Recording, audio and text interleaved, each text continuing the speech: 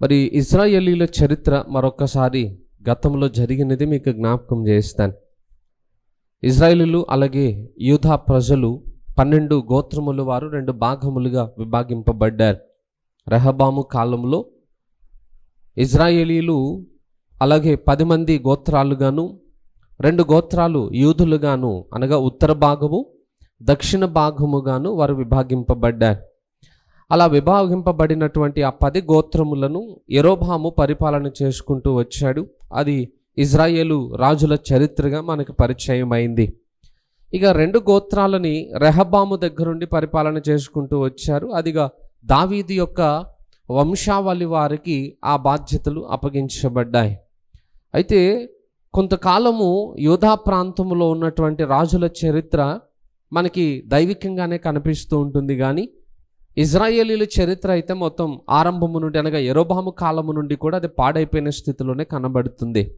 ఇక తర్వాత కాలములో యూదా ప్రాంతాన్ని పరిపాలిస్తున్నటువంటి రాజులు కూడా దేవుణ్ణి విడిచిపెట్టేసి దేవునికి విరుద్ధంగా వారు జీవించటాన్ని బట్టి ఇక దేవుడు ప్రవక్తలను పంపించి వారికి హెచ్చరికలను చేస్తూ వచ్చాడు.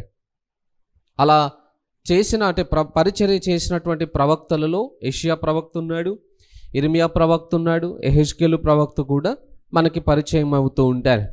ఇలా ఈ ప్రవక్తలందరూ కూడా దేవుని యొక్క వాక్కును తీసుకుని వెళ్ళి ప్రజలకు అందిస్తున్నప్పటికీ కూడా ప్రజలు దేవుని తట్టు తిరిగిన వారు కాదు, మార్పు చెందిన వారు కాదు. ఆ సమయంలో ఇక దేవుడు ఇజ్రాయేలు ప్రజల మీదకి అష్షూరీయుల రాజును పంపిస్తాడుగా. ఈ రాజుల గ్రంథపు చివరి సంఘటనలు చెప్తున్నాను. అష్షూరు రాజునకు ఆ అనుమతినివ్వగానే అష్షూరు రాజు వచ్చి వారి మీద యుద్ధం చేసి వారిని బంధించుకుని తీసుకుని వెళ్ళిపోతాడు. ఆ తర్వాత కాలంలో యూదా ప్రజలకు ఇంకా అవకాశం ఇవ్వబడింది మారు మనస్సు నొందటానికి. కానీ వాళ్ళు కూడా దేవుని మాటను లెక్క చేయలేదట. వారు కూడా అలానే అవిధేయతను చూపించటాన్ని బట్టి దేవుడు బబులోను రాజుకి అనుమతి ఇచ్చినప్పుడు బబులోను రాజు వచ్చి ఈ యూదా ప్రాంతంలో ఉన్న వారిని చెరపట్టి తీసుకుని వెళ్ళిపోతాడు. అలా 3 మార్లు వచ్చి తీసుకుని వెళ్ళిపోయినట్లుగా మనం చరిత్రలో నేర్చుకున్నాం. అయితే తర్వాత కాలంలో ఈ బబులోను రాజు అష్షూరీయులను కూడా ఓడించేసి వారి యొక్క స్వాధీనంలో ఉన్నటువంటి ఇజ్రాయేలు ప్రజలను కూడా బబులోనుకి తీసుకుని వెళ్ళిపోతాడు. ఒక అష్షూరీయులనే కాదు, ఆ చుట్టుపక్కల ఉన్నటువంటి అన్ని దేశముల వారిని కూడా బబులోను ఆ రాజైనటువంటి నెబుకద్నెజరు జయించి మొత్తం వాటన్నిటికీ కూడా ఈయనే చక్రవర్తిగా ఉండి పరిపాలన చేస్తూ ఉంటాడన్నమాట. అలా యూదులు ఇజ్రాయేలీలు అందరూ కలిసి బబులోను దేశమునకు తీసుకుని పోబడ్డారు. అలా బబులోనుకు తీసుకుని వెళ్ళినప్పుడు ఇర్మియా ఒక ప్రవచనం చెప్తాడు వాళ్ళ నిమిత్తం. ఏంటా ప్రవచనం అని అంటే, మీరు బబులోను దేశమునకి చెర తీసుకొని పోబడతారు. అలా వెళ్ళిన తర్వాత 70 సంవత్సరాలు మీరు అదే ప్రాంతంలో బానిసలుగా ఉండవలసి వస్తుందని దేవుడు ఇర్మియా ద్వారా ముందుగానే ప్రజలందరికీ కూడా తెలియజేస్తాడు. ఎందుకంటే ఇజ్రాయేలు చేసినటువంటి ఆ పాపములను బట్టి లేదా యూదులు కానీ వాళ్ళు చేసినటువంటి ఆ పాపములను బట్టి దేవునికి చాలా కోపం వచ్చిందట. ఆ కోపాన్ని బట్టి 70 సంవత్సరాలు వారిని శత్రువులకి బానిసలుగా అప్పగించేస్తాడు. ఆ 70 సంవత్సరాలు కూడా ఈ యెరూషలేము భూభాగానికి విశ్రాంతి దినములు అని ప్రకటించబడ్డాయి. అంటే వీళ్ళు ఆ ప్రాంతానికి చెర తీసుకొని పోబడ్డారు కాబట్టి యెరూషలేము అంతా కూడా పాడైపోయినటువంటి పరిస్థితులకి వెళ్ళిపోయింది. దేవుని మందిరం పాడైపోయింది. అలాగే ఆ ప్రాంతంలో ఉన్నటువంటి గృహములన్నీ కూడా కాల్చివేయబడ్డాయి, అవి కూడా పాడు చేయబడ్డాయి. ఇలా యెరూషలేము అంతా కూడా పాడైపోయిన స్థితికి వెళ్ళిపోయింది. ఆ భూభాగం అంతా కూడా అలాగే మిగిలిపోయింది. 70 సంవత్సరాలు దానికి విశ్రాంతి కాలములు అని ప్రకటింపబడ్డాయి. దీని గురించి ఇర్మియా గ్రంథము 25వ అధ్యాయము చూడండి, 11వ వచనం చదువుతున్నాను. ఈ దేశమంతయు పాడుగాను నిర్జనముగాను ఉండును. ఈ జనులు 70 సంవత్సరములు బబులోను రాజునకు దాసులుగా ఉందురు. ఇర్మియా ముందుగానే ప్రకటన చేశాడట. ఈ దేవుడు ఇజ్రాయేలు యూదా ప్రజలందరినీ కూడా 70 సంవత్సరాలు బబులోను రాజునకు వారిని తీసుకుని వెళ్ళి చెరగా అప్పగింపబోతున్నాడు అనే మాటని ఇర్మియా ద్వారా దేవుడు ముందుగానే ప్రకటింపజేశాడు. అయితే అదే ఇర్మియా ద్వారా 29వ అధ్యాయం 10వ వచనంలో మనం చూస్తే 70 సంవత్సరాల తర్వాత వారిని మరలా చెరలో నుండి విడిపించబోతున్నాడనే విషయాన్ని కూడా దేవుడు ముందుగానే తెలియజేస్తాడు.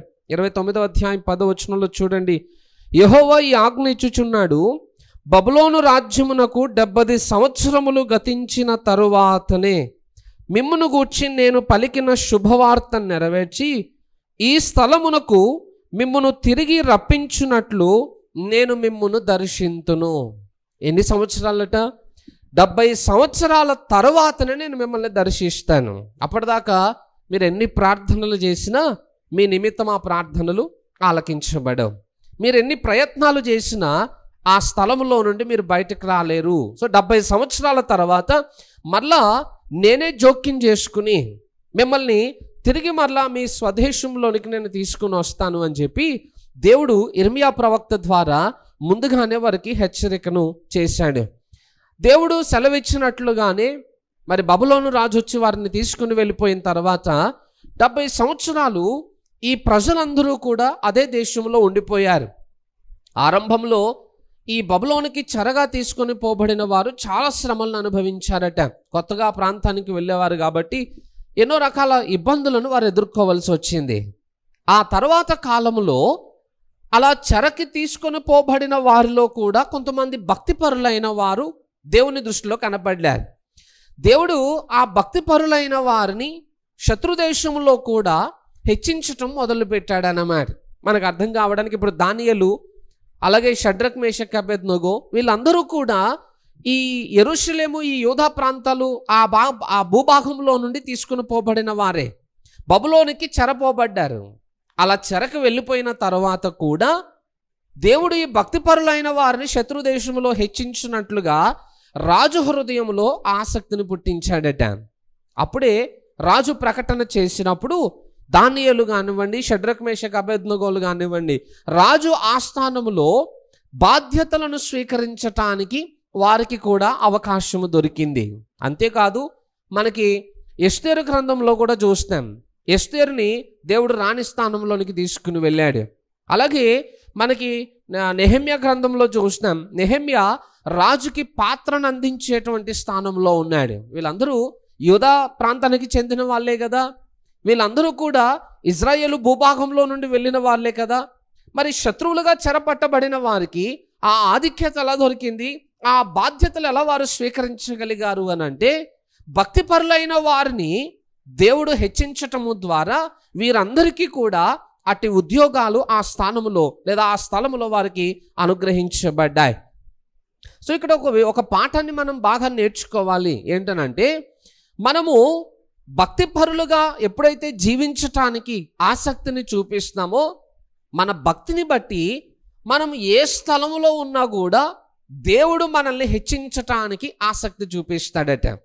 బైబిల్లో రాయబడి ఉంది, దేవుడట ఏదైనా ఒక కార్యమును చేయాలి అని అనుకున్నప్పుడు దాన్ని ఆటంకపరచటానికి కానీ దానిని వ్యతిరేకించటానికి కానీ ఏ నరునికి సాధ్యము కాదు. దేవుడు ఒకరిని హెచ్చించాలనుకుంటే ఆపగలిగిన వాళ్ళు ఎవరు? ఒకరిని తగ్గించాలనుకుంటే వారిని హెచ్చించడానికి అవకాశం ఎవరు దొరుకుతుందో ఆలోచన చేయండి. మన జీవితంలో ఒక విషయాన్ని బాగా గుర్తుపెట్టుకోవాలి. చాలాసార్లు మనం ఏమనుకుంటామంటే వారు చేయబట్టి నా జీవితం ఇలాగే ఉండిపోయిందండి, లేకపోతే వారి వలన నా జీవితంలో అభివృద్ధి లేకుండా ఆగిపోయింది అని అనుకుంటూ ఎవరినో మనము దృష్టిలో పెట్టుకొని కొన్ని విషయాలలో మనం వెనకబడిపోయినందుకు వారి మీద నేరారోపణ చేస్తూ ఉంటాం. ఫర్ ఎగ్జాంపుల్, ఆఫీస్లో జాబ్ చేస్తున్నాం. ఆఫీస్లో జాబ్ చేయడానికి మనం వెళ్ళినప్పుడు కొన్ని ఇయర్స్కి మన సీనియారిటీని బట్టి మనకు ప్రమోషన్స్ వస్తాయి, లేదా మన శాలరీ ఇంక్రిమెంట్స్ అనేవి ఉంటాయి. ఇవి కొన్నిసార్లు మన జీవితంలో జరగనప్పుడు మన ఫీలింగ్ ఎలా ఉంటుందనంటే, నా విషయంలో ఎవరో చెడుగా చెప్తున్నట్టున్నారు యజమానికి, అందుకే నాకు ఇంక్రిమెంట్స్ రావట్లేదు. లేకపోతే నా మీద ఎవరో బురద జల్లే ప్రయత్నం చేస్తున్నారు, అందుకే నాకు ప్రమోషన్స్ రావట్లేదు అని చెప్పి కొన్నిసార్లు మనం బాధపడుతూ ఉంటాం. ఎవరో మనల్ని అడ్డగించబోతున్నారు అనే ఆలోచనతోటి ఇతరుల మీద ద్వేషాన్ని పెంచుకుంటాం. నేను అంటున్నాను, యెహోవా ఇల్లు కట్టించని ఎడల, తెలుసు కదా వాక్యం మనకి, దేవుడు జోక్యం చేసుకోకపోతే నువ్వు ఏ స్థలంలో ఉన్నా ఎన్ని ప్రయత్నాలు చేసినా నీ జీవితంలో ఏ అభివృద్ధిని నువ్వు చూడలేవు. పైగా ఆ టైంలో మనకి ప్రయాసమే కనబడుతుందే తప్ప ప్రతిఫలము కనబడదన్నమాట. ఎందుకంటే అది ఇంకా దేవుని సమయము కాదు. దేవుడు నిన్ను హెచ్చించాలని అనుకున్నప్పుడు ఎంతమంది నిన్ను అణిచివేయడానికి ప్రయత్నం చేసినా, ఎంతమంది నీ అభివృద్ధిని అడ్డుకోవడానికి ఆలోచనలు చేసినా, దేవుడు వాటన్నిటినీ కూలద్రోసి నిన్ను ఉన్నతమైన స్థానంలోనికి దేవుడు తీసుకుని వెళ్ళగలుగుతాడు. ఎందుకనంటే ఆ సామర్థ్యము దేవునికి ఉన్నది. ఇక్కడున్న ఈ ప్రజలు చెరపట్టబడి తీసుకుని వెళ్ళబడిన వారు అయినా కూడా దేవుడు వారిని హెచ్చించాలనుకున్నప్పుడు ఆ ప్రాంతంలో ఉన్నటువంటి అధికారుల కంటే కూడా వీరిని ఉన్నతమైన స్థానంలోనికి తీసుకుని వెళ్ళాడు. దానియేలు జ్ఞానిగా బబులోను రాజ్యంలో బాధ్యతలను చేపట్టాడు.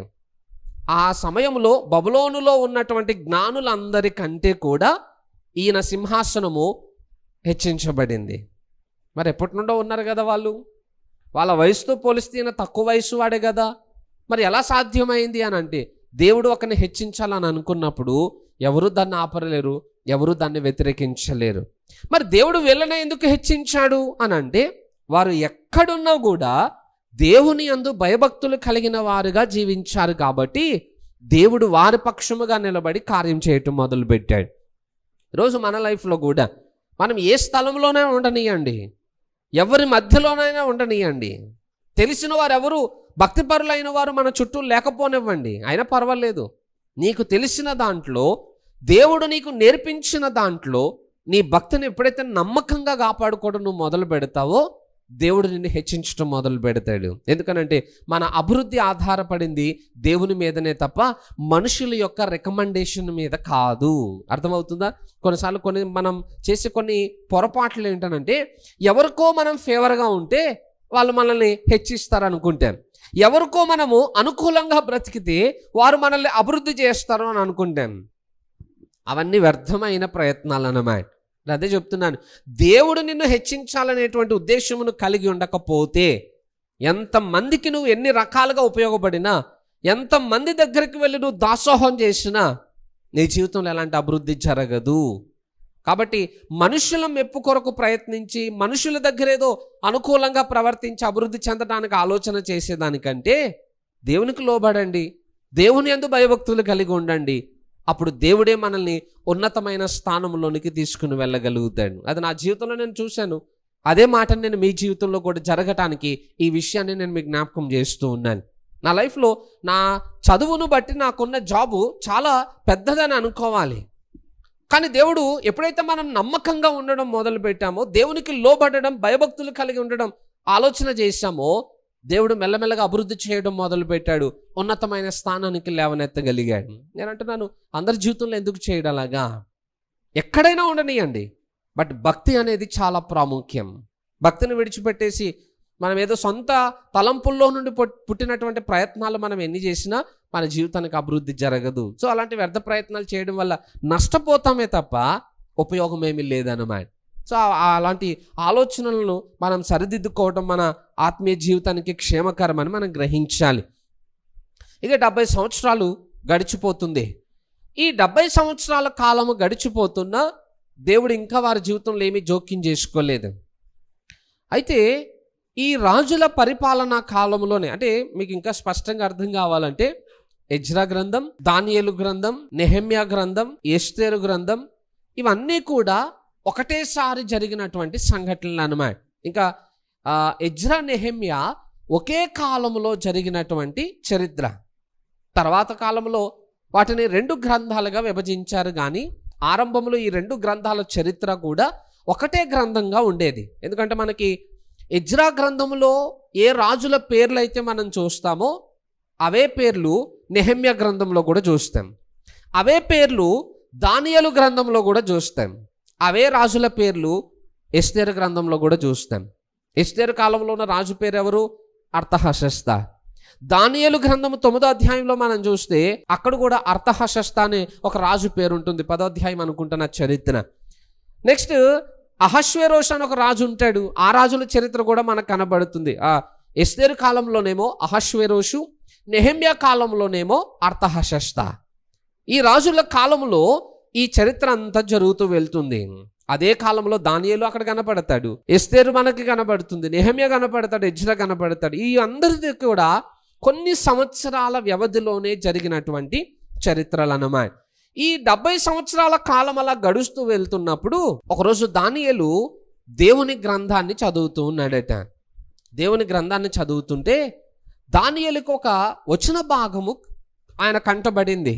ఏంటా వచన భాగం అని అంటే, ఇర్మియా ఏదైతే ప్రవచనం చెప్పాడో 70 సంవత్సరాల తర్వాత నేను మరలా మిమ్మల్ని దర్శిస్తాను, అప్పుడే బబులోను దేశంలో నుండి మరలా మిమ్మల్ని నేను బయటకు తీసుకుని వస్తాను అని దేవుడు పలికినటువంటి ఆ ప్రవచనము దానియేలు కంటబడింది. దానియేలు వెంటనే కాల్కులేషన్ చేసుకుంటూ వెళ్ళాడు. మనం ఎన్ని సంవత్సరాలు అయింది ఈ ప్రాంతానికి వచ్చి అని అంటే 70 సంవత్సరాలు గడిచిపోతుంది. మరి 70 సంవత్సరాల కాలం గడిచిపోతూ వస్తున్నప్పుడు ఈ పాటికి దేవుడు జోక్యం చేసుకోవాలి కదా, ఎందుకు ఇంకా దేవుడు మౌనంగా ఉన్నాడని చెప్పి దేవుని సన్నిధిలో ప్రార్థన చేయడం మొదలు పెడతాడు. చూడండి, దానియేలు గ్రంథము 9వ అధ్యాయం, దానియేలు గ్రంథం 9వ అధ్యాయం 1వ వచనం నుండి చదువుతున్నాను. మాదీయుడగు అహష్వేరోషు యొక్క కుమారుడైన దర్యావేషు కల్దీయుల పైన రాజాయను.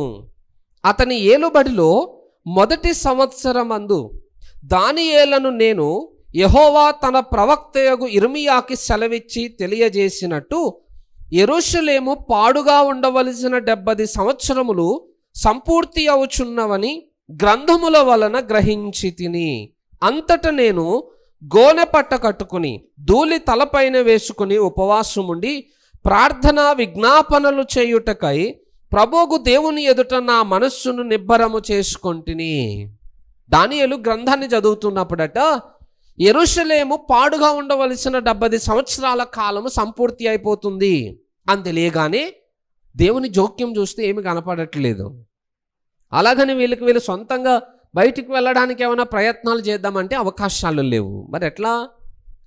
దానియేలు ప్రార్థన చేయడం మొదలు పెట్టాడట. ప్రభువా, 70 సంవత్సరాల క్రితము నువ్వు నీ ప్రజలకు ఒక వాగ్దానం చేశావు, అగో ఆ కాలము సమీపం అవుతా ఉంది, నువ్వు వాగ్దానం చేసావంటే నమ్మదగిన దేవుడవు గనుక నీ వాగ్దానం నీ ప్రజల విషయంలో జ్ఞాపకం చేసుకుని దానిని తిరిగి మరలా నెరవేర్చడానికి నువ్వు సహాయం చేయి ప్రభువా అని దానియేలు ఉపవాసం ఉండి గోనెపట్ట కట్టుకుని దేవుని సన్నిధిలో ప్రార్థన చేయడం ఆరంభించాడట. ఎప్పుడైతే దానియేలు ప్రార్థన చేయడం ఆరంభించాడో ఇక దేవుడు ఇజ్రాయేలు ప్రజలను అనగా యూదులను ఎప్పుడైతే చెరపట్టబడి తిరిగి మరలా బబులోను దేశం నుండి ప్రజలు బయటకు వచ్చారో ఇక వాళ్ళందరినీ యూదులనే పిలుస్తారు. ఇంకా ఇజ్రాయేలీలు అనే మాట రాదు. లోపలికి వెళ్ళేటప్పుడు 2 భాగాలుగా వెళ్ళారు, ఇజ్రాయేలీలు, యూదా ప్రజలు. కానీ అక్కడ నుండి మళ్ళీ రిటర్న్ వచ్చేటప్పుడు అందరినీ యూదులనే సంబోధించారు. ఇక ఇలా ఇజ్రాయిల్ అనే పేరు మనకి కనబడదన్నమాట.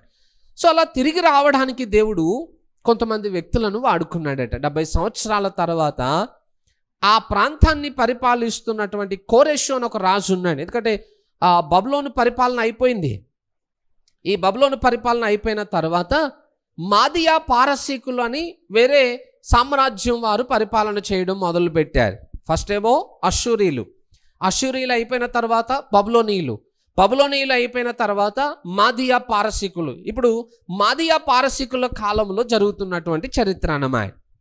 వారి కాలంలో దానియేలు ప్రార్థన చేయగా దేవుడు కోరెషు రాజుని ప్రేరేపించటం మొదలుపెట్టాడట. ఈ కోరెషు రాజుని గురించి కూడా కొన్ని విషయాలు నేను మీకు జ్ఞాపకం చేస్తాను. దానియేలు ప్రార్థన చేయగా దేవుడు ఆ రాజును ప్రేరేపించి ఆయనకు ఆజ్ఞ జారీ చేయగా ఆ రాజు వెంటనే ఆ దేశంలో ప్రకటన చేయిస్తాడు. ఏమని ప్రకటన అంటే, ఇదిగో యూదా ప్రాంతానికి చెందినటువంటి ప్రజలు ఎవరెవరైతే ఉన్నారో మీరందరూ కూడా తిరిగి వెళ్ళి మరలా మీ దేవుని మందిరాన్ని కట్టుకోవటానికి మీకు అవకాశాన్ని ఇస్తున్నాను. దేవుడు మీకు అలా అనుమతినిమ్మని నన్ను ఆజ్ఞాపించాడు కనుక మీరు అనగా యెహోవా ప్రజలైన వారు ఎవరైతే ఉన్నారో దయచేసి మీరు అందరూ మీ ప్రాంతానికి వెళ్ళిపోయి మరలా మీ దేవుని మందిరాన్ని అక్కడ తిరిగి పునర్నిర్మించండి అని చెప్పి వారికి ఆజ్ఞ జారీ చేస్తాడన్నమాట. అలా ఆజ్ఞ జారీ చేసినప్పుడు మొదటి విడతగా కొంతమంది ప్రజలు యెరూషలేమునకు వెళ్తారన్నమాట. ఆలోచన చేయండి, ఒక ప్రజలు లేదా ఒక గుంపు వారు ఉన్నటువంటి బంధకములలో నుండి బయటకు రావడానికి ఎవరు కారకులయ్యారు? ఒక భక్తుని యొక్క ప్రార్థన ఒక గుంపుకి విడుదలను తీసుకుని వచ్చినట్టుగా మనం చూస్తున్నాం. సో ప్రార్థన చాలా ప్రాముఖ్యమైనది అనే విషయాన్ని మనం బాగా గుర్తుపెట్టుకోగలగాలి. ఎందుకనంటే చాలాసార్లు మన జీవితంలో ప్రార్థన యొక్క విలువ తెలిసినప్పటికీ కూడా ప్రార్థననే మనం ఎక్కువగా నిర్లక్ష్యం చేస్తూ ఉంటాం.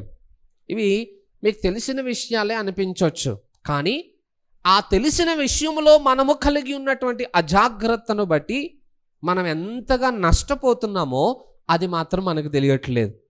ప్రార్థన గురించి నేను మాట్లాడేటప్పుడు ఇది తెలిసిన విషయమే కదా అనిపిస్తుంది, కానీ ఆ ప్రార్థన నిర్లక్ష్యం వలన కలిగే నష్టం ఏంటో అది మాత్రం మనం గ్రహించకుండా అపవాది మనకి గురుడితనాన్ని కలుగు చేస్తున్నాడట. ఈ మధ్యన కొంతమందిని చూడండి, కొన్ని ఇంటర్వ్యూస్లో మాట్లాడేటప్పుడు ఈ ఇంటర్వ్యూ చేసే వ్యక్తులు ఎవరైనా కొన్ని క్వశ్చన్స్ వేశారనుకోండి, అవతల వ్యక్తిని కొన్ని లాక్ చేసే విధంగా లేకపోతే వాళ్ళని విమర్శించే విధంగా ఏదైనా ప్రశ్న వేయగానే అవతలి వాళ్ళు తమ తప్పుని యథార్థంగా ఒప్పుకోవడానికి ఇష్టం లేక టాపిక్ని డైవర్ట్ చేసేస్తారు. అసలు ఆ టాపిక్ గురించి మాట్లాడరు వాళ్ళు. ఇంకా ఎందుకనంటే మాట్లాడితే దొరికిపోతామని వాళ్ళకి తెలుసు. సాతాను కూడా సేమ్ అదే ట్రిక్ని ప్లే చేస్తున్నాడు అన్నమాట. ప్రార్థన అనే విషయానికి వచ్చేటప్పటికి ఫస్ట్ విననివ్వడు, ఎందుకంటే ఇది తెలిసిన విషయమే కదా అనే ఆలోచనతో పెట్టేస్తాడు. ప్రార్థన గురించి మనకి సమాచారం అందనివ్వడు. ఒకవేళ విన్నా కూడా దాన్ని తీసుకువెళ్ళి ఆచరణలో పెట్టనివ్వడు. ఎందుకనంటే ఎప్పుడైతే ప్రార్థన మనం ఆరంభిస్తామో ఆ ప్రార్థన ప్రభావము సాతాను రాజ్యం మీద బహుబలంగా పడుతుందట. అందుకే వాడికి ప్రార్థన అంటే నచ్చదు, ప్రార్థన చెయ్యనివ్వడు కూడా. కానీ దానియేలు భక్తుడు చేసిన ప్రార్థన ఎంత బలమైనదో ఈ ఎజ్రా గ్రంథపు చరిత్ర మనకు అర్థమవుతుందన్నమాట. అంటే ఒక భక్తుడు చేసిన ప్రార్థన ఒక గుంపునంతటిని కూడా ఆ చెరలో నుండి బయటకు తీసుకుని రాగలిగిందనంటే ఆ ప్రార్థన ఎంత ప్రభావముతోటి దేవుని సన్నిధిలోనికి వెళ్ళిందో చూడండి. దేవుడు కూడా ఎంత స్పీడ్గా ఆ ప్రార్థనకి స్పందించటానికి ఆసక్తిని చూపించాడో చూడండి. కారణం ఏంటనంటే అక్కడ రెండు విషయాలు ఉన్నాయి. ఒకటి, దానియేలు భక్తిపరుడై ఉన్నాడు. ఆయన ప్రార్థన చేసే సమయానికి ఆయన భక్తిపరుడై ఉన్నాడు, అది మొదటి కారణం. రెండవ కారణం ఏంటనంటే దానియేలు ప్రార్థన చేసేటప్పుడు తన సొంత ఇష్టానుసారంగా ప్రార్థన చేయకుండా దేవుని యొక్క చిత్త ప్రకారంగా ప్రార్థన చేయడానికి ఆయన నిర్ణయం తీసుకున్నాడు. కాబట్టి ప్రార్థన చాలా త్వరితంగా ఆలకించబడింది. సో ఈ రెండు విషయాలు మన ప్రార్థనా జీవితంలో కూడా చాలా ప్రాముఖ్యం. ప్రార్థనలు అందరం చేస్తాం, బట్ అందరు ప్రార్థనలు ఆలకించబడట్లేదు. కారణం ఏంటి? అందరము భక్తిపరులమై ఉండి మనం ప్రార్థన చేయకపోవడమే దానికి కారణం. బైబిల్లో కొన్ని విషయాలు మీకు జ్ఞాపకం చేస్తాను ప్రార్థన గురించి. చూడండి, 1 పేతురు పత్రిక 3వ అధ్యాయం 12వ వచనం చదువుతున్నాను చూడండి. ప్రభువు కన్నులు నీతిమంతుల మీదను ఆయన చెవులు వారి ప్రార్థనల వైపునను ఉన్నవి గాని ప్రభువు ముఖము కీడు చేయు వారికి విరోధముగా ఉన్నది. దేవుని కనుదృష్టి ఎవరి మీద ఉందట? ప్రభువు కన్నులు నీతిమంతుల మీదను ఆయన చెవులు వారి ప్రార్థనల వైపునను ఉన్నవి. ప్రభు కన్నులు నీతిమంతుల మీద, ఆయన చెవులు వారి ప్రార్థనల వైపునకు ఉన్నవట. దేవుడు ఎవరి ప్రార్థన తొందరగా ఆలకిస్తాడట? నీతిమంతుల యొక్క ప్రార్థన. సహజంగా మనకు ఎవరైనా బాగా ఇష్టమైన వాళ్ళు ఉన్నారనుకోండి, ఎంత బిజీగా ఉన్నా వారు మాట్లాడే మాటకి ఫస్ట్ వాల్యూ ఇస్తాం. మన ఏకాగ్రత అంతా కూడా వాళ్ళ మీదనే పెడతాం. ఇప్పుడు ఎట్ ఏ టైంలో ఒక పెద్ద ఆయన ఒక చిన్న ఆయన ఇద్దరు మాట్లాడుతున్నారు. ఒక పిల్లవాడు ఒక పెద్ద వ్యక్తి మాట్లాడుతున్నారు. వాళ్ళిద్దరిలో ఫస్ట్ మనం ఎవరికి ప్రయారిటీ ఇస్తాం? ఈ పెద్ద ఆయన ఎవరైతే మనకి ఇష్టమైన వ్యక్తి ఉంటారో వాళ్ళకి చెవి ఒగ్గుతాం. ఒకవేళ అదే సమయంలో చిన్న పిల్లవాడు మనకి ఇష్టం, పెద్దవాళ్ళు అంత ఇష్టం లేదనుకోండి, ఫస్ట్ పిల్లల మాటకి మనం చెవి ఒగ్గుతాం. అంటే మనకి ఎవరైతే ఇష్టమై ఉన్నారో వారి మాటకి తొందరగా మనము విధేయతను చూపించే ప్రయత్నాలు చేస్తాం. దేవుడు కూడా అదే ఆసక్తట. కొంతమంది ప్రార్థనకి తొందరగా దేవుడు ఆయన చెవును అప్పగిస్తాడట. ఎవరి ప్రార్థనలకయ్యా నువ్వు అనంటే, ఎవరైతే నీతిమంతులుగా ఉండి ప్రార్థనలు చేస్తారో ఆ నీతిమంతుల వైపు నేను చూస్తూ వారి ప్రార్థనలకి నా చెవులు నేను అప్పగిస్తాను. చెవులు అప్పగించడం అంటే అర్థం ఏంటి? తొందరగా వారి ప్రార్థనలకు నేను స్పందిస్తాను, వారికి సమాధానం ఇస్తాను అనేది దేవుని ఆలోచన. అదే క్రమంలో దేవుడు ఇంకొక మాట మాట్లాడుతున్నాడు. ఏంటది? కీడు చేయు వారి వైపు నా ముఖము విరోధముగా ఉన్నది. ఎట్ ఏ టైంలో నీతిమంతుల వైపు నేను ఎలాగైతే నా ఏకాగ్రతను నిలుపుతానో, కీడు చేసే వారికి నా ముఖము విరోధంగా ఉంటుంది అని అంటున్నాడు. ఇప్పుడు చెప్పండి, మనం అందరం ప్రార్థనలు చేస్తున్నాం, కానీ ఇప్పుడు దేవుడు ఆయన చెవులు మన వైపుకి అప్పగించాడా, లేకపోతే ఆయన ముఖము మనకి విరోధంగా పెట్టాడా? ఎలా ఉందంటారు సిచ్యువేషన్ మన జీవితంలో? అందరం ప్రార్థనలు చేస్తున్నాంగా. మరి ప్రార్థన చేసినప్పుడు ఒకవేళ మనము భక్తి కలిగిన వారమై ఉండి ప్రార్థన చేస్తున్నట్లయితే మన ప్రార్థనలను దేవుడు ఆలకించి ఉండాలి. ఆయన కన్నులు మన మీద ఉండాలి, ఆయన చెవులు మన వైపు ఉండాలి. అరే మేము భక్తి పరులమే కదండి అని అంటారేమో. గుర్తుపెట్టుకోండి, ప్రార్థనే, జీవితమే అన్నట్టుంటే కుదరదు. ప్రతి ప్రార్థన ఆలకించబడాలంటే ఆ ప్రార్థనకు మునుపు ఖచ్చితంగా నీ జీవితంలో నీ భక్తిని నువ్వు కాపాడుకోవాలి. మీరు ఎప్పుడైనా జిమ్కి వెళ్ళారా? వెళ్ళలేదా? జిమ్కి వెళ్ళిన వాళ్ళని అడగండి. ఫస్ట్ టైం జిమ్కి వెళ్ళే వ్యక్తి ఎలా ఉంటాడనంటే, ఇంటి దగ్గర ఉన్నప్పుడు వాళ్ళ ఆలోచన ఎలా ఉంటుంది, ఇప్పుడు నేను జిమ్కి వెళ్ళగానే 2 డంబుల్స్ పట్టుకుని టపటప పైకి లేపేసి ఇప్పుడు కండలు చూసేసుకోవాలి ఒకటే రోజు అద్దంలో. పెద్దది అది ఉంటుంది అన్నమాట, వెయిట్ లిఫ్టింగ్ ఉంటుంది. దాన్ని పైకి కిందకి లేపేసి ఓ బల్లమే పడుకుని దాన్ని పైకి లేపేసి ఓ మొత్తం భుజాలు ఇలా పైకి లేస్తుంటే ఆ కండలు చూసుకోవాలని వాళ్ళకి ఆనందం ఉంటుంది. ఫస్ట్ డే వెళ్ళగానే ఫస్ట్ అయ్యా పట్టుకోవడానికి ట్రై చేస్తాం మనం. వెంటనే ట్రైనర్ వచ్చి అంటాడు, వాటికి ఇంకా టైం ఉంది, ఫస్ట్ ఇట్రా అని చెప్పి ఆ థ్రెడ్ వీల్ అని ఒకటి ఉంటుంది, దాని మీదకి తీసుకెళ్ళి దాన్ని ఆన్ చేయించి ఫస్ట్ దాని మీద పరిగెట్టిస్తాడు మనల్ని. కొన్ని కామన్ ఎక్సర్సైజెస్ ఉంటాయి, ఫస్ట్ మనల్ని అవి చేయిస్తూ ఉంటాడు. అవి చేసేవాడు మనసు ఎలా ఉంటుందని అంటే, నన్ను ఆ డంబుల్ దగ్గరికి ఎప్పుడు పంపిస్తాడా, నన్ను ఆ వెయిట్ లిఫ్టింగ్ దగ్గరికి ఎప్పుడు పంపిస్తాడా అని ఇక్కడ చెప్పింది చేయడు. ఫస్ట్ అంతా దాని మీదే ఉంటుంది. అందరూ చేసేస్తున్నారు, అందరూ కండలు చూసేసుకుంటున్నారు అద్దంలో. ఎందుకంటే అప్పటికే కొంచెం బాడీ బిల్డ్ అయిపోయిన వాళ్ళు అద్దంలో చూసుకుంటూ ఉంటే ఇక వీళ్ళ దృష్టి అంతా దాని మీద ఉంటుంది. అబ్బా అప్పుడే ఆ ప్లేస్కి నేను ఎప్పుడు వెళ్తానా, ఆ కండలు నేను ఎప్పుడు చూసుకుంటానా, అద్దంలో నేను ఎప్పుడు అలా కనపడతానా అని అనుకుంటాడు. కానీ ఒకప్పుడు వాళ్ళు కూడా ఇక్కడ కసరత్తులు చేసి వెళ్ళిన వాళ్ళే. ఆ విషయం వీళ్ళకి తెలియదు. ఈ కసరత్తులో ఈ ప్రాక్టీస్ ఏదైతే ఉంటుందో, ఆరంభంలో ఎక్సర్సైజెస్ ఏవైతే ఉంటాయో అవి చేయడానికి చాలామందికి ఇష్టం ఉండదట. నేనంటే నువ్వు ఇక్కడ కరెక్ట్గా చేయకపోతే నువ్వు అక్కడికి వెళ్ళి చేసేది నీకే అపాయాన్ని తీసుకుని వస్తుంది. ఎందుకనంటే ప్రాక్టీస్ లేకుండా, ఎక్సర్సైజెస్ లేకుండా, బాడీ ఫ్రీ అవ్వకుండా వెళ్ళి మనం చేసే ఏ వెయిట్ లిఫ్టింగ్ అన్నా కూడా మనకి ప్రమాదాన్ని తీసుకుని వస్తుంది. కొన్నిసార్లు మన బాడీలో ప్రాబ్లమ్స్ కూడా ఎదురయ్యే అవకాశాలు ఉంటాయట. నరాలు పట్టేసుకోవడమో లేకపోతే ఏదైనా సమస్య రావడమో కూడా జరుగుతుందట. అందుకే ఫస్ట్ ట్రైనర్ ఏం చేస్తాడంటే మన చేత ఎక్సర్సైజ్ చేయించిన తర్వాతే ఆ వెయిట్ లిఫ్టింగ్ కోసం మనల్ని అనుమతిస్తాడు. నేను అంటాను, ఎక్సర్సైజ్ అనేది మనము ప్రార్థన చేయక మునుపు మనము కలిగి ఉండే భక్తి జీవితం లాంటిది అన్నమాట. అందరము ప్రార్థన మీదే దృష్టి పెడతాం. కొత్తగా జిమ్కి వెళ్ళిన డంబుల్స్ మీద దృష్టి పెట్టినట్లు మన దృష్టి అంతా ఓన్లీ ప్రార్థన మీదనే. అమ్మ వాళ్ళు ప్రార్థన చేయగానే దేవుడు ప్రార్థన ఆలకించాడట, అందుకే నేను కూడా అక్కడికి వెళ్ళిపోతాను. కొన్నిసార్లు సాక్ష్యాలు చెప్తారు కొంతమంది. ఇగో నేను బాధలో ఉన్నప్పుడు పులిపీట దగ్గరకు వచ్చి ఆ పులిపీట దగ్గర తలకాయ పెట్టి ప్రార్థన చేశాను, దేవుడు వెంటనే నా ప్రార్థన ఆలకించాడు అని అనగానే రేపు నుండి ఆ మూలకి ఎక్కడో ప్రార్థన చేసేటోళ్ళ ప్లేస్ ఎక్కడికి మారుతుంది? ఇక్కడికి వచ్చేస్తారు రేపు నుండి. ప్లేస్కా ప్రాముఖ్యత జీవితానికా? జీవితానికే కదా, ప్లేస్కి కాదు కదా ప్రాముఖ్యత. నువ్వు ఆ మూలకుండి ప్రార్థన చేసిన ఆలకిస్తాడు, స్టేజ్ పక్కకు వచ్చి కూర్చుని ప్రార్థన చేసిన దేవుడు ఆలకిస్తాడు. ప్లేస్తో సమస్య కాదు దేవునికి. నువ్వు చేసే ప్రార్థన సమయంలో నీ భక్తి జీవితం ఎలా ఉన్నది అనేదే దేవుడు దృష్టి పెడతాడట. మనమేమో వారం అంతా అందరితోటి కొట్లాటలు పెట్టుకుని భక్తిహీనంగా బ్రతికి దేవుని వాక్యాన్ని విస్మరించి జీవించి కష్టం రాగానే వెళ్ళిపోయి ప్రార్థన చేసేస్తాను, దేవుడు వెంటనే నా ప్రార్థనలకి దానియేలుకి ఇచ్చినట్టు ఆన్సర్ చేసేయాలని అంటే ఆ ప్రార్థనలు ఆలకించబడవు. ఎందుకంటే నీతిమంతుల మీదనే ఆయన కన్నులు ఉంటాయి, వారి ప్రార్థనల వైపే దేవుడు చెవి యొగ్గున్నాడట.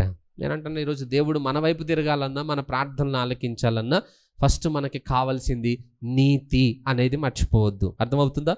మనము నీతిగా బ్రతుకుతూ చేసే ప్రార్థన ఎంత చిన్నదైనా కానివ్వండి, ఆ ప్రార్థనకి కూడా దేవుడు చాలా త్వరగా స్పందించడం మొదలు పెడతాడట. ఇంకొక విషయం చెప్తాను, 3వ అధ్యాయం 7వ వచనంలో కూడా చూడండి.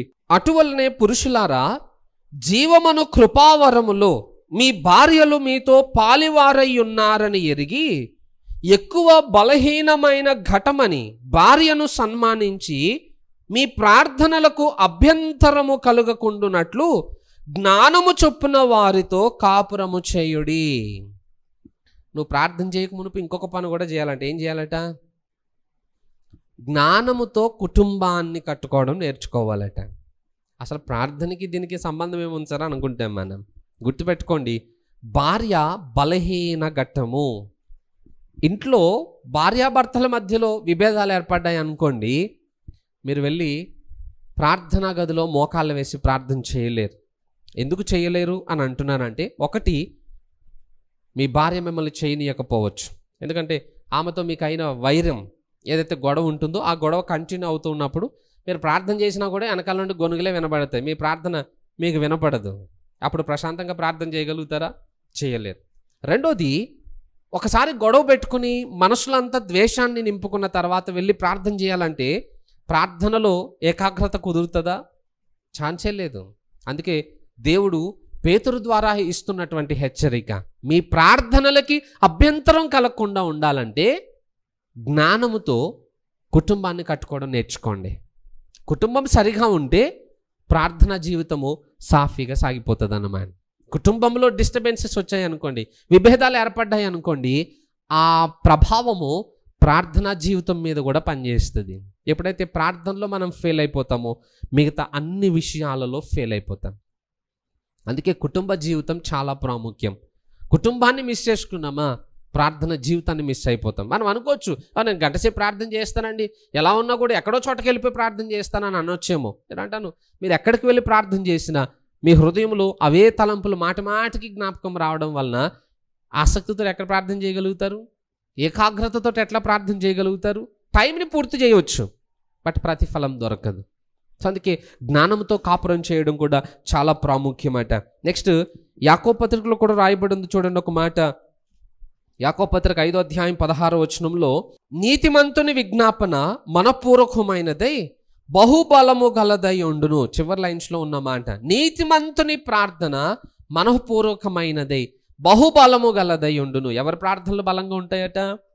ఎవరైతే నీతిమంతులుగా ఉంటారో వారి ప్రార్థనలే బలమైనవిగాను మనఃపూర్వకమైనవిగాను ఉండి దేవుని సన్నిధిలోనికి చేర్చబడతాయట. ఇన్ని విషయాలు, ఇవే కాదు, ప్రార్థన గురించి ఇంకా చాలా వచనాలు రాయబడ్డాయి బైబిల్లో. నేను అంటున్నాను, దానియేలు ప్రార్థన ఆలకించబడిందని అంటే దానియేలు ఈ విధంగా నీతిని కాపాడుకున్నాడు. శత్రుదేశంలోనే ఉన్నప్పటికీ, చెరకి తీసుకుని పోబడిన వారిలో ఉన్నప్పటికీ కూడా దానియేలు చాలా నమ్మకంగా దేవుని యందు భయభక్తులు కలిగి ఉన్నాడు. ఆహారం వలన కూడా అపవిత్రపరుచుకోవడానికి ఇష్టపడలేదనే చరిత్ర ఇంతకు మునుపు దానియేలు గ్రంథాలని మనం చదువుకుని ధ్యానించేటప్పుడు కూడా మనం నేర్చుకున్నాం. అంటే అంత భక్తిగా, అంత నీతిగా దానియేలు బ్రతకగలిగాడు కాబట్టే దానియేలు ప్రార్థనకి అంత స్పీడ్గా దేవుడు ఆన్సర్స్ ఇస్తూ ఉన్నాడు.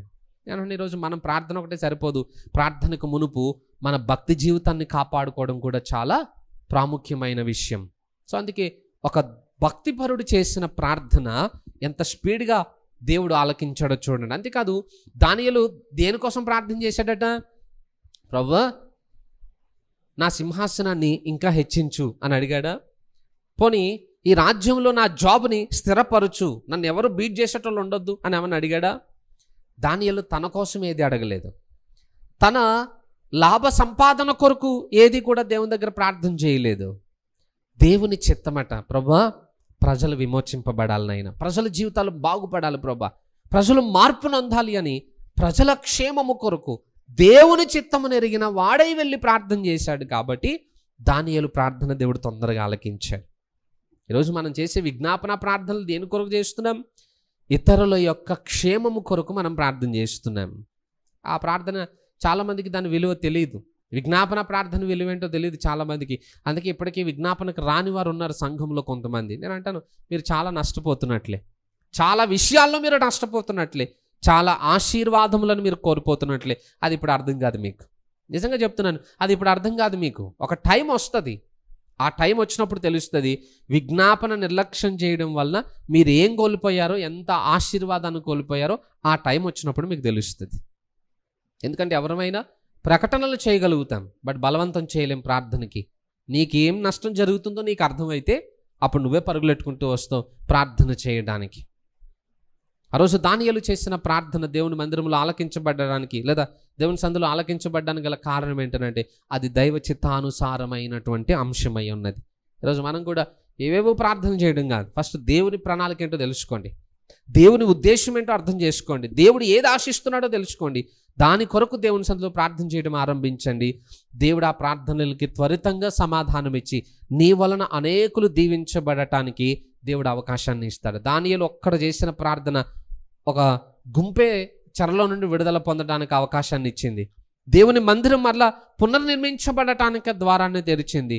ఈ మొదటి అధ్యాయంలో తర్వాత వీక్లో మనం నేర్చుకుంటాం ఎన్ని ఆశీర్వాదాలు వారి జీవితంలో జరిగాయో అవన్నిటి వెనకాల ఒక బలమైన కారణము దానియేలు భక్తుని యొక్క ప్రార్థన. ఆ విషయాలు ఎజ్రా గ్రంథంలో మనకు కనబడవు, దానియేలు గ్రంథంలోనే కనబడతాయి. కానీ ఈ చరిత్ర అంతటి ఆరంభం వెనక ఎవరి ప్రార్థన ఆరంభమై ఉంది? దానియేలు ప్రార్థన. అంటే ఒకరి ప్రార్థన ఒక గ్రంథమే రాయబడటానికి, ఒక గ్రంథ చరిత్ర ఆరంభించబడటానికి కారణమై ఉందన్నమాట. సో దానియేలు యొక్క ప్రార్థన ఎంత అద్భుతమైనదో బలమైనదో ఆలోచన చేయండి. హల్లెలూయా. సరే, ఇక దానియేలు ఎప్పుడైతే ప్రార్థన చేశాడో ఇక దేవుడు కోరెషును దర్శించినందున కోరెషు ఆజ్ఞ జారీ చేశాడట. ఆజ్ఞ జారీ చేయగానే మొదటి విడతలో అందరు రాలేదు, కొద్దిమంది మాత్రమే ఈ ప్రాంతానికి వచ్చారు. అప్పుడు జెరుబ్బాబేలు, యెహోషువ వారిద్దరి యొక్క నాయకత్వంలో కొంతమంది ప్రజలు యెరూషలేమునకు తిరిగి వచ్చారట. అలా తిరిగి వచ్చిన వాళ్ళు మందిరపు పునాదిని వేస్తారు. ఆ పరిచర్య జరిగిన తర్వాత మరలా కొన్ని అభ్యంతరాలు ఎదురయ్యాయి. ఎజ్రా గ్రంథాన్ని మనం 2 భాగాలుగా చేసుకోవచ్చు. మొదటి అధ్యాయం నుండి 6వ అధ్యాయం వరకు ఒక భాగం, నెక్స్ట్ 7వ అధ్యాయం నుండి 10వ అధ్యాయం వరకు 2వ భాగం. ఈ 2 భాగాల మధ్య 57 సంవత్సరాల చరిత్ర గ్యాప్ ఉంటుంది. ఒకటే గ్రంథం, ఒక్క గ్రంథములోనే మొదటి 6 అధ్యాయాలకి తర్వాత ఉన్నటువంటి 4 అధ్యాయాలకి మధ్య చరిత్ర 57 సంవత్సరాల గ్యాప్ అన్నమాట. మొదటి విడతలో జెరుబ్బాబేలు, యెహోషువ కొంతమందిని తీసుకుని వచ్చారు. వారు మందిరాన్ని కట్టే ప్రయత్నం చేస్తున్నప్పుడు కొంతమంది వ్యతిరేకులు ఎదురై ఆ మందిర నిర్మాణాన్ని ఆపేసే ప్రయత్నం చేశారట. ఎప్పుడైతే మందిర నిర్మాణానికి ఆటంకాలు ఏర్పడ్డాయో ప్రజలందరూ డిసప్పాయింట్మెంట్లోకి వెళ్ళిపోయారు. ఇంకా యెహోషువ, జెరుబ్బాబేలు కూడా అనుకున్నారు, ఇక మనం ఈ మందిరాన్ని కట్టలేమిగా, మనతో అవ్వే పని కాదు ఇదిగా అని చెప్పి రాజు ఆజ్ఞ వచ్చినందున ఆ మందిరపు పనిని ఆపేయాల్సి వచ్చింది. ఇక అందరూ మందిరాన్ని పక్కన పెట్టేసి వాళ్ళు ఇల్లు కట్టుకోవడం మొదలు పెట్టారట. అదే సమయంలో యెహోషువను, జెరుబ్బాబేలును బలపరచటానికి ఇంకొక 2 ప్రవక్తలు వస్తారు. ఎవరా ప్రవక్తలు అనంటే హగ్గయి, జకర్యా.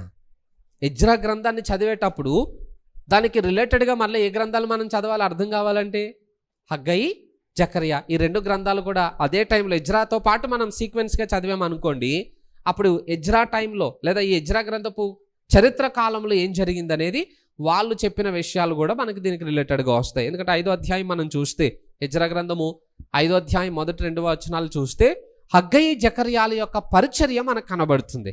వాళ్ళిద్దరూ వచ్చి యెహోషువను, జెరుబ్బాబేలును దేవుని మాటల చేత మరల పురుకొల్పుతారు. ఆరిపోయిన మంటలో మరలా పెట్రోల్ పోసి ఒక నిప్పంటించినట్టు ఉంటుంది అన్నమాట. మరలా వాళ్ళందరూ ఉజ్జీవింపబడి గొప్ప శక్తితోటి మరలా దేవుని మందిరపు పనిని ఆరంభిస్తారు. పదండి మరలా మనం అందరం మందిరం కడదాం. ఇన్ని రోజులు మనం నిర్లక్ష్యంగా ఉన్నాం, ఇప్పుడు మరలా మందిర నిర్మాణం కొరకు మనం నడుం కట్టుకుందామని మరలా ప్రజలందరూ పురుకొల్పబడి మరలా వారి నాయకత్వంలో ఈ మందిర నిర్మాణపు పనులను ఆరంభిస్తారన్నమాట. మొదటి 6 అధ్యాయాలు జరిగిన చరిత్ర. తర్వాత 57 సంవత్సరాల గ్యాప్ వచ్చేసింది. ఆ 57 సంవత్సరాల గ్యాప్ అయిపోయిన తర్వాత మరలా 2వ భాగపు ప్రజలు యెరూషలేమునకు వస్తారు. 7వ అధ్యాయం నుండి 10వ అధ్యాయం వరకు. ఈ 2వ భాగంలో వచ్చిన ప్రజలందరూ కూడా ఎజ్రా యొక్క నాయకత్వంలో వస్తారు. మొదటి 6 అధ్యాయాల్లో ఎజ్రా మనకి కనబడడు, ఎజ్రా గ్రంథమే అయినప్పటికీ కూడా ఆ గ్రంథంలో ఆయన కనపడ్డాడు. 7వ అధ్యాయం నుండి ఆయన చరిత్ర స్టార్ట్ అవుతుంది. సో 7వ అధ్యాయం నుండి వచ్చినటువంటి ఆ 2వ గుంపు ఎజ్రా యొక్క నాయకత్వంలో ఈ యెరూషలేము ప్రాంతానికి వస్తారన్నమాట. అయితే 2వ భాగంలో జరిగిన చరిత్ర ఏంటంటే ఎజ్రా ఒక శాస్త్రి. అంటే బైబిల్ గ్రంథంలో ఏవైతే ఉంటాయో ఆ గ్రంథాలని కాపీ రైట్స్ రాసేవాళ్ళు అన్నమాట. మనం బైబిల్ క్లాసెస్లో నేర్చుకున్నాం ఆల్రెడీ. ఒక గ్రంథాన్ని చూసి ఇంకొక గ్రంథాన్ని కాపీ రాయాలి. ఇది పాడైపోయే లోపల ఒక కొత్త గ్రంథాన్ని వాళ్ళు మళ్ళీ రాసి ప్రజలకు అందించే బాధ్యత ఈ శాస్త్రులదన్నమాట. ఎజ్రా అలాంటి బాధ్యతను కలిగిన వాడు.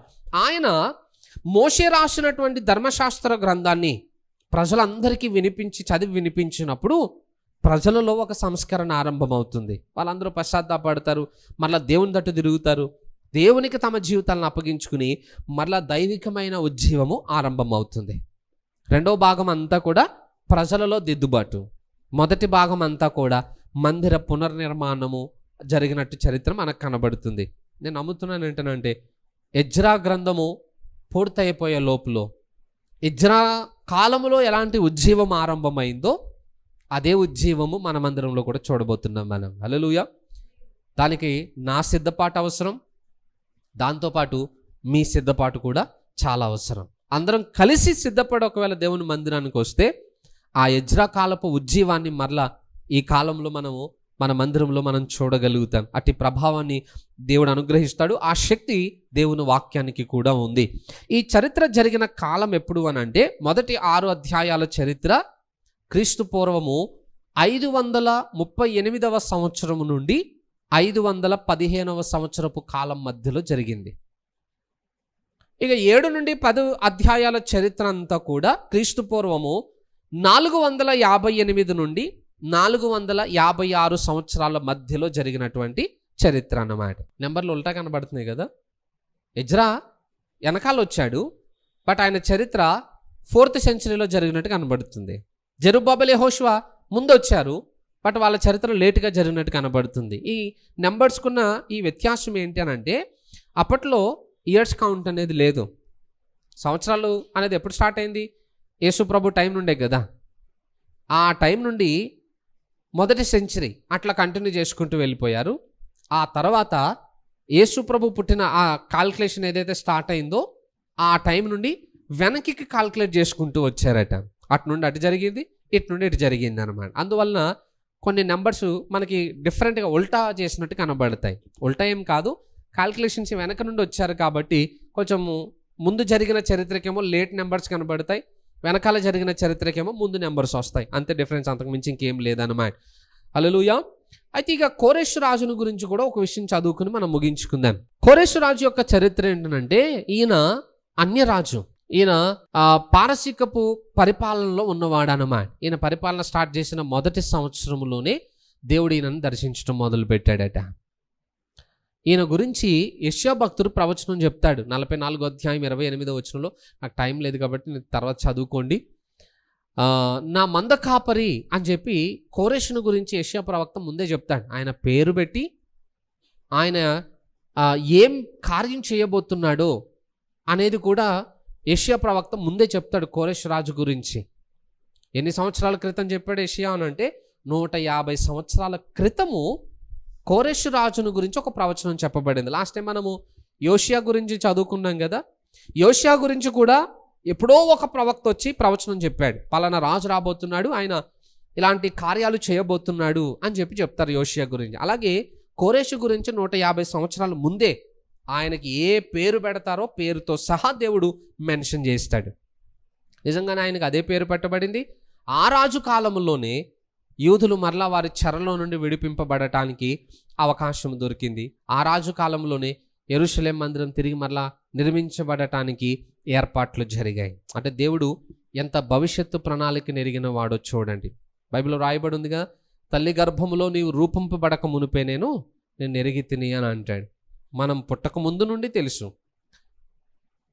ప్రతి దినము మనం ఏం చేస్తున్నామో కూడా దేవునికి బాగా తెలుసు. అది దృష్టిలో పెట్టుకుని మనం బ్రతకాలి. మనుషులకు తెలియదు, కానీ దేవునికి సమస్తమును తెలుసు. మనం ఎవరిని మోసం చేయలేం, ఎవరి దగ్గర అబద్ధం ఆడలేం, ఏది దాచిపెట్టలేం. దేవునికి అన్నీ తెలుసు. ఈరోజు దాస్తామేమో, బట్ ఒకరోజు అవి బయటకు రాక తప్పదు. అందుకే ప్రతిరోజు మనం జీవించే జీవిత విధానాన్ని దేవుడు సమస్తమును ఎరిగిన వాడు అని దృష్టిలో పెట్టుకుని చేయగలగడం మన జీవితానికి చాలా ఆశీర్వాదకరమని మనం గ్రహించాలి. సరే, ఈ రాజుల గురించిన విషయం మనం నేర్చుకోవాల్సి వస్తే, ఈ రాజుకి దేవుడు ప్రేరేపణ ఇవ్వగానే ఏం చేశాడట రాజు? వెంటనే ప్రజలందరికీ కూడా ఆ విషయాన్ని ప్రకటింపజేశాడట. ఇలాంటి చరిత్ర ఒకటి జరిగింది. ఇది కూడా ఒక చిన్నపాటి అరణ్యయాత్ర లాంటిదే. ఇప్పుడు ఇజ్రాయేలీలకి, యూదులకి, వీళ్ళు ఐగుప్తు దేశంలో బానిసలుగా ఉన్నప్పుడు దేవుడు ఎవరిని ప్రేరేపించాడు? ఫరోకి దేవుడు ఆజ్ఞ జారీ చేశాడు మోషే ద్వారా. ఫరో, నా ప్రజలు నన్ను ఆరాధించినట్లుగా వారిని బయటకు పంపించమంటే ఫరో ఒప్పుకున్నాడా? ఒప్పుకోలేదు. దేశము నాశనం అయిపోయేదాకా ఒప్పుకోలేదు ఆయన. ఆయన ఒక అన్యరాజు. అదేవిధంగా ఈ కోరెషు కూడా ఒక అన్యరాజే. కానీ దేవుడు ఒక్కసారి దర్శించగానే ఆ రాజు లోబడ్డాడు. నేను అనుకుంటాను, ఒకవేళ కోరెషు కూడా ఫరోలాగా వ్యవహరించుండుంటే ఈ రాజ్యం కూడా ఇంకొక ఐగుప్తు చరిత్రను తలపించేదిగా ఉండేదేమో బహుశా. ఎందుకంటే తన ప్రజలని ఆటంకపరిచినట్లయితే, వారిని బంధించినట్లయితే దేవుడు ఎలాంటి యాక్షన్ ఉంటుందో ఐగుప్తు దేశం విషయంలో మనం ఆల్రెడీ చూసాం. దేవుని మాటకు లోబడకపోతే ఏం జరుగుతుందనేది. కోరెషు లోబడ్డాడు కాబట్టి కోరెషు జీవితం క్షేమంగా ఉంది. ఫరో లోబడలేదు కాబట్టి ఫరో జీవితము భయంకరమైన నష్టానికి గురి చేయబడింది. సో ఈరోజు మన జీవితంలో విధేయతకి అవిధేయతకి మధ్య ఉన్న వ్యత్యాసం చూడండి. మనం ఏ స్థితిలో ఉన్నాం? లోబడుతున్నామా, వ్యతిరేకిస్తున్నామా? అది కూడా మనం పరీక్షించుకుని మన జీవితాన్ని కట్టుకుందాం. మంచిది. కొద్ది మాటలు దేవుడు దీవించునుగాక. తల్ల వంచుదాం, కళ్ళు మూసుకుందాం, ప్రార్థన చేసుకుందాం. పరిశుద్ధుడా, సర్వాధికారి, నీ నామమును కొందనాలు ప్రభా. అయ్యా, ఈరోజు నీ వాక్యము ద్వారా మాతో మాట్లాడి మాకు ఇచ్చిన హెచ్చరికలను బట్టి నీకు మహిమ చెల్లిస్తున్నా. నిజంగా ప్రభా, ఎజ్రా గ్రంథపు ఉపోద్ఘాతము ద్వారా ఆ చరిత్ర ఆరంభించబడటానికి కారకుడైనటువంటి దానియేలు జీవితంలో నుండి మాకు నేర్పిన పాఠములను బట్టి నీకు వందనాలు. ప్రార్థన విషయంలో మేము చాలా వెనకబడిపోయి ఉన్నాం, చల్లారిపోయి ఉన్నాం, సోమర్లం అయిపోయాం, నిర్లక్ష్యం పెరిగిపోయింది నాయన. చివరికి నీ మందిరంలోనికి వచ్చి మోకాళ్ళు వేయడానికి కూడా మా మనస్సు అంగీకరించలేనంత కఠినాత్ములం అయిపోయాం. మేము ప్రార్థన నిర్లక్ష్యం చేసాం అనుకుంటున్నాం, కానీ ఆ ప్రార్థన వలన కలగబోయే ఆశీర్వాదాలన్నిటిని మేము నిర్లక్ష్యం చేస్తున్నామనే విషయాన్ని గ్రహించలేకపోయాం. మమ్మల్ని క్షమించండి నాయన. ఒక్క భక్తుని ప్రార్థన ఒక గుంపు యొక్క విమోచనకి కారణమైంది. ఈరోజు మా ప్రార్థనల ద్వారా అనేకులు వారి బంధకాల్లో నుండి విమోచింపబడటానికి సాధనమై ఉండినట్లుగా మీరు మమ్మల్ని ప్రార్థన కొరకు పురుకొల్పమని, ఈ మాటలు ఫలింప చేయమని యేసు నామములో ప్రార్థిస్తున్నాను తండ్రి. ఆమెన్.